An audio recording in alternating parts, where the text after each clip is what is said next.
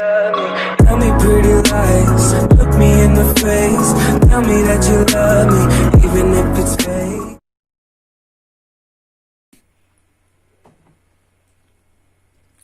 Bismillahirrahmanirrahim. Assalamualaikum warahmatullahi wabarakatuh. Jadi kembali lagi bersama saya Aisyah Nur Afni dalam video saya kali ini tentang presentasi jurnal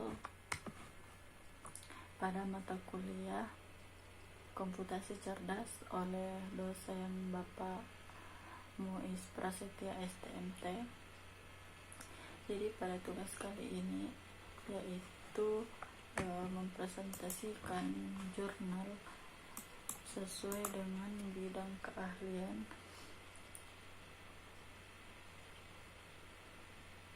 Jadi di sini judul jurnal yang saya ambil yaitu prediksi beban energi listrik APJ Kota Semarang menggunakan metode radial basis function.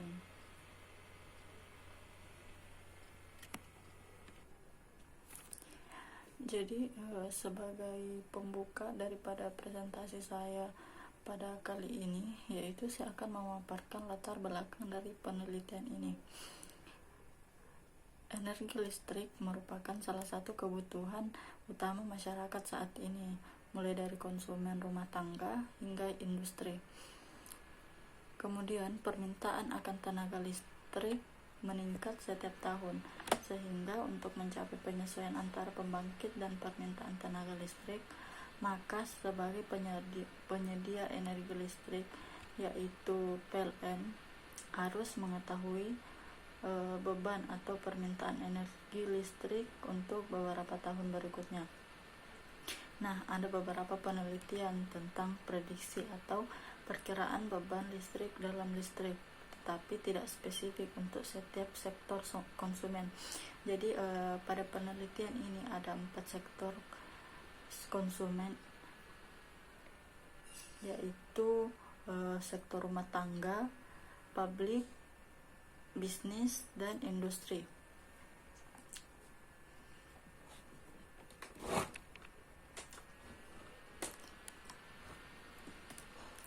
Kemudian perkiraan permintaan beban listrik berdasarkan jangka waktu dapat dikelompokkan menjadi 3. Yang pertama itu perkiraan jangka panjang atau long term, adalah perkiraan permintaan beban dengan jangka waktu di atas 1 tahun. Jadi kenapa dikatakan panjang? Karena memang rentan waktunya itu 1 tahun. Kemudian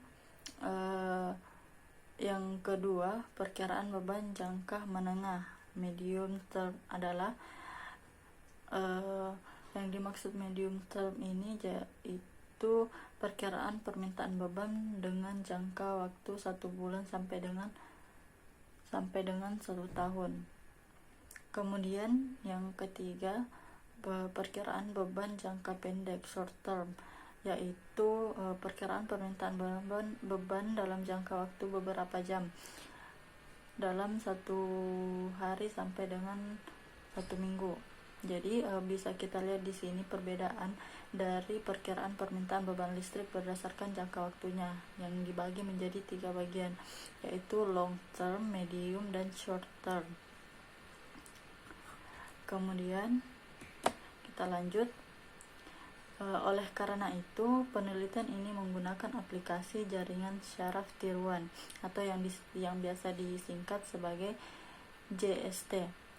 Nah, dengan pembelajaran model radial basis function, keuntungan yang didapat dari hasil pembuatan sistem ini adalah mempunyai penyedia listrik untuk memprediksi kebutuhan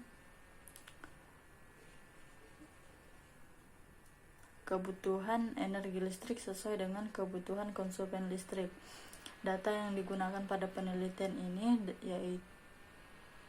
ini dari area pelayanan jaringan atau APJ Rayon Semarang. Jadi kenapa digunakan APJ Rayon Semarang karena memang penelitian ini kita lakukan di Kota Semarang. Kemudian adapun tujuan dan manfaat dari penelitian yang pertama itu tentunya dari tujuan kita melakukan penelitian ini pastinya untuk bagaimana kita bisa memprediksi beban daripada penggunaan listrik di keempat sektor, khususnya di Kota Semarang. Kemudian manfaatnya. Nah, setelah kita melakukan penelitian ini tentunya kita mendapat manfaat. Jadi kita lebih tahu untuk mempersiapkan atau menyediakan lagi layanan listrik sesuai dengan kebutuhan dari perkiraan tadi. Nah, solusi yang ditawarkan pada penelitian ini yaitu pada jurnal menawarkan solusi untuk mengetahui atau memperkirakan beban listrik yang digunakan di Kota Semarang dari 4 sektor itu tadi. Yang pertama rumah tangga, yang kedua bisnis, yang ketiga publik, dan keempat industri. Jadi untuk perkiraannya itu kita lakukan dengan menggunakan metode jaringan syaraf tiruan atau JST, radial basis function. Perhitungan dengan metode ini didasarkan pada pengalaman empiris perencanaan penyedia listrik yang relatif sulit dilakukan. Jadi kenapa bisa disebut pengalaman empiris itu, maksudnya pengalaman yang sesuai dengan apa yang kita lihat secara langsung, terutama dalam hal koreksi yang perlu dilakukan, terutama perubahan beban. Nah, penelitian ini secara khusus juga memprediksi untuk listrik di wilayah layanan jaringan Rayon Semarang pada tahun 2019 sampai dengan tahun 2241 basis function. Dari 2019 sampai 2024. Nah, jadi pada jurnal ini menggunakan jaringan syaraf tiruan radial basis function atau yang biasa disingkat dengan RBF. Jadi RBF adalah jaringan syaraf tiruan yang menggabungkan metode pelatihan terbimbing dan metode pelatihan tanpa pengawasan. Dan jaringan ini dibentuk menggunakan fungsi basis radial sehingga disebut RBF Neural Network. Untuk topologi jaringan dalam RBF ini terdiri dari 3 lapisan. Yang pertama input, lapisan atau unit tersembunyi dalam lapisan keluaran. Setiap unit tersembunyi adalah fungsi aktivasi dalam bentuk fungsi basis radial.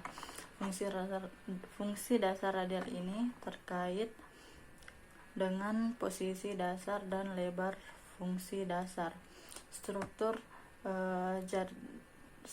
dasar dari jaringan syaraf tiruan radial basis function itu dapat kita lihat sebagai berikut. Jadi di sini mohon maaf karena gambar yang saya tampilkan ini agak buram dikarenakan saya ambilnya itu di jurnalnya langsung.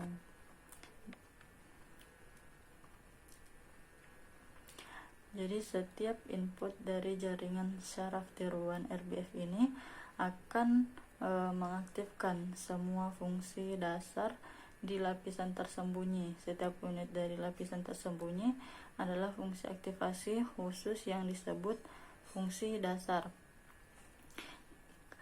Di dalam lapisan tersembunyi ada sejumlah fungsi dasar yang serupa. Setiap fungsi dasar akan menghasilkan output dengan bobot tertentu. Keluaran jaringan ini adalah jumlah dari semua fungsi basis keluaran dikalikan dengan bobot masing-masing.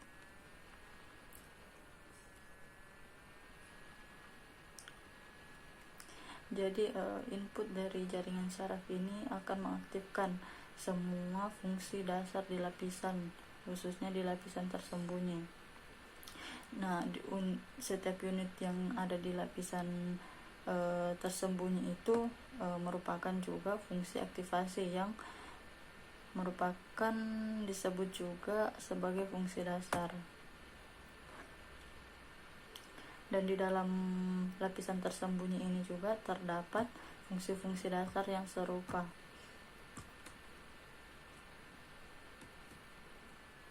Nah, kemudian hasil daripada penelitian. Jadi hasilnya ini diambil dari perhitungan proyeksi prediksi yang harus diproduksi dan beban puncak di Kota Semarang periode 2018 sampai dengan 2024. Berdasarkan perhitungan, maka didapatkan hasil perhitungan proyeksi prediksi energi yang harus diproduksi dan beban puncak di Kota Semarang pada periode 2018 sampai dengan 2024. Jadi di sini disuguhkan tabel hasil proyeksi tahun 2018 sampai dengan 2024. Kita lihat pada tahun di awal sini ada tahun 2016. Kemudian energi yang diproduksi itu sebesar 819.118 MWh. Kemudian beban puncaknya itu sampai dengan 111 MW. Nah, untuk di tahun terakhir itu pada tahun 2024 itu 1.494.791 MWh. Kemudian beban puncaknya itu sampai dengan 190 MWh. Jadi dari tahun ke tahun itu energi produksinya itu akan meningkat. Begitu pula dengan beban puncaknya. Jadi kedua-duanya itu dari tahun ke tahun akan mengalami peningkatan. Nah, di sini juga ditampilkan grafik dari hasil perhitungan tadi dari tahun 2016 sampai dengan tahun 2024. Jadi bisa kita lihat di sini sesuai dengan yang ditampilkan pada tabel tadi, kemudian ditampilkan kembali menjadi sebuah grafik. Jadi pada grafiknya ini tentu semakin lama atau dari tahun ke tahun itu akan mengalami peningkatan, sehingga grafiknya itu dari 0 akan meningkat sampai dengan 1.500 MWh.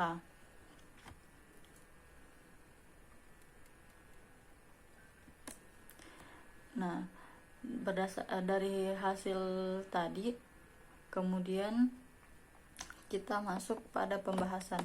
Jadi pembahasan pada video kali ini saya ambil dari analisa hasil penelitiannya tadi.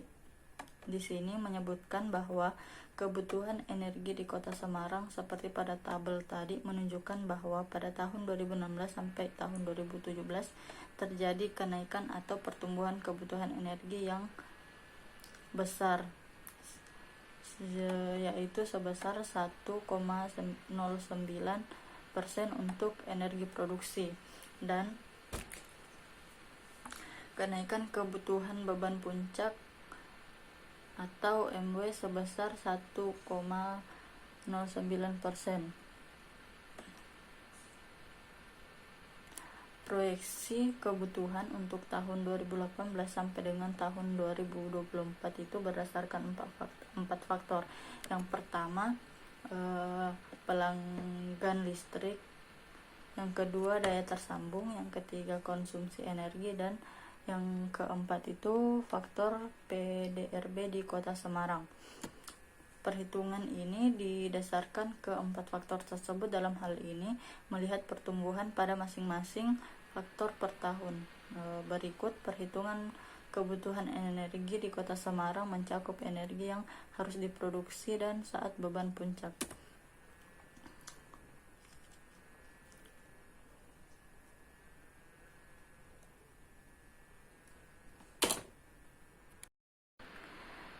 Jadi di sini sebelumnya diperlihatkan tabel data energi produksi dan beban puncak pada tahun 2016 dan 2017, dan untuk 2016 itu energi produksinya sebesar 819.118 mWh, sedangkan beban puncaknya itu sebesar 111 mW. Dan untuk tahun 2017 sebesar energi produksinya sebesar 898.695, sedangkan untuk beban puncaknya sebesar 122. Jadi berdasarkan dari tabel itu kita ketahui bahwa energi yang diproduksi pada tahun 2017 itu meningkat sebesar 1,9%, dan untuk beban puncaknya itu meningkat sama besarnya tadi dengan energi produksi. Kemudian dari data tersebut maka dapat kita kalkulasi untuk kebutuhan energi di tahun 2018. Jadi untuk rumusnya itu energi produksi tahun 2018 sama dengan P ditambah E tambah D tambah PDRB dibagi 4 kemudian dikali dengan EP 2017. Jadi P di sini maksudnya rata-rata pertumbuhan pelanggan tahun 2018, kemudian E adalah rata-rata pertumbuhan konsumsi energi tahun 2018, sedangkan D adalah rata-rata pertumbuhan daya tersambung 2018. Untuk PDRB adalah rata-rata pertumbuhan PDRB tahun 2018. EP 2017 adalah energi produksi pada tahun 2017.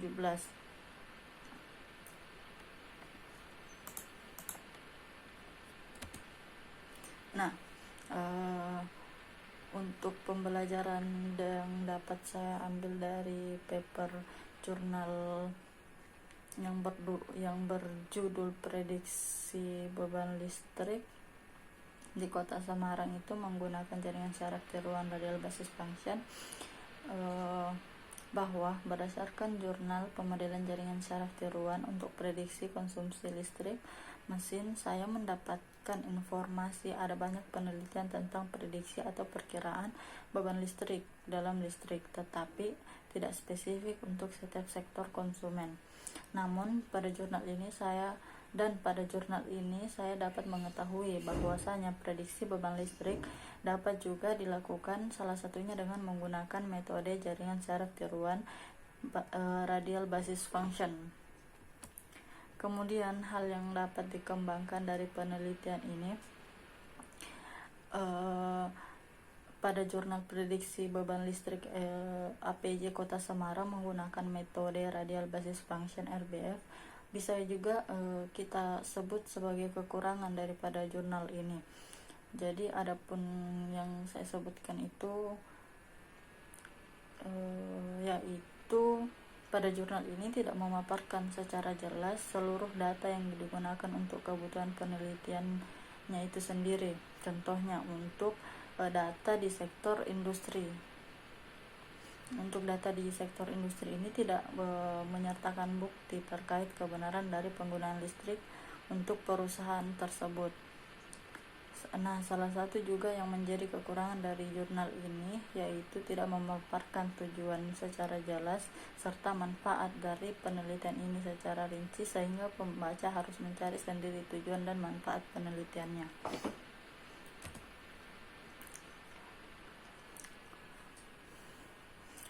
Kemudian adapun kesimpulan berdasarkan hasil pengujian untuk kesimpulan berdasarkan hasil pengujian dan analisa, maka diambil beberapa kesimpulan, yaitu yang pertama, pertumbuhan kebutuhan energi dan beban puncak sehubungan dengan pertumbuhan sektor pelanggan listrik, daya tersambung listrik, konsumsi energi listrik, dan pertumbuhan PDRB Kota Semarang. Kemudian yang kedua, kenaikan kebutuhan energi pada tahun 2018 mencapai 1,03 pada tahun 2019 sampai 2020 mengalami kenaikan sebesar 1,05%. Pada tahun 2021 sampai 2022 mengalami kenaikan mencapai 1,09%, dan pada tahun 2023 mengalami penurunan sebesar menjadi 1,07%, dan pada tahun 2024 mengalami kenaikan yang cukup signifikan, yaitu 1,12%. Poin ketiga, dari hasil rata-rata proyeksi pelanggan listrik Kota Semarang pada 4 sektor, yaitu rumah tangga, industri, bisnis, dan publik pada tahun 2018 sampai dengan 2024, yang tertinggi adalah sektor rumah tangga dengan kenaikan rata-rata mencapai 1% per tahun. Keempat, dari hasil rata-rata daya tersambung Kota Semarang pada 4 sektor, yaitu rumah tangga, industri, bisnis, dan publik pada tahun 2018 sampai dengan 2023, yang tertinggi adalah sektor rumah tangga dengan rata-rata kenaikan di angka 0,9%, dan untuk tahun 2024 yang tertinggi sektor industri di angka 1,3%. Untuk kesimpulan, poin terakhir yaitu dari hasil rata-rata konsumsi energi listrik di Kota Semarang pada 4 sektor, yaitu sektor rumah tangga, industri, bisnis, dan publik pada tahun 2018 sampai 2024 itu didominasi oleh sektor rumah tangga dan industri, di mana masing-masing kenaikannya di angka 0,88% dan di angka 0,98%. Dan untuk daftar pustaka dari jurnal ini menggunakan 11 sumber. Yang pertama ada jaringan saraf tiruan dan teori aplikasi pemrogramannya, dan yang terakhir itu berjudul Introduction to Neural Network Using MATLAB 6.0 New Delhi. Jadi mungkin itu saja presentasi dari saya pada tugas kali ini. Kurang dan lebihnya mohon dimaafkan karena saya juga masih dalam proses belajar. Wabillahi taufiq wal hidayah. Wassalamualaikum warahmatullahi wabarakatuh. Dan sampai jumpa di video tugas saya selanjutnya.